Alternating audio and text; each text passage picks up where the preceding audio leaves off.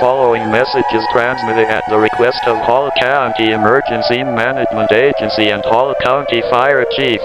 Evacuation notices have been issued for parts of the city of Gainesville, including both sides of Jesse Jewell Parkway and Browns Bridge Road, and Aransas Bay RV Park.